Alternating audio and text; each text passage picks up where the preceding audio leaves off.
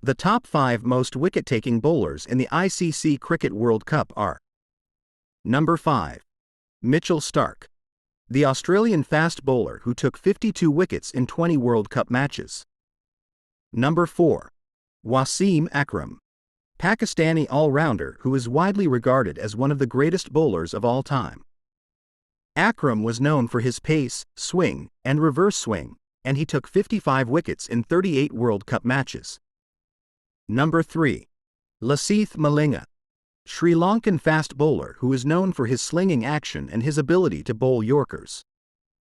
Malinga was a key member of the Sri Lankan team, and he took 56 wickets in 29 World Cup matches. Number 2.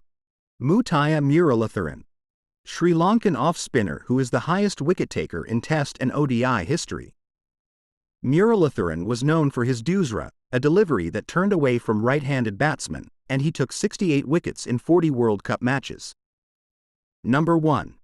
Glenn McGrath, Australian fast bowler who is widely regarded as one of the greatest of all time.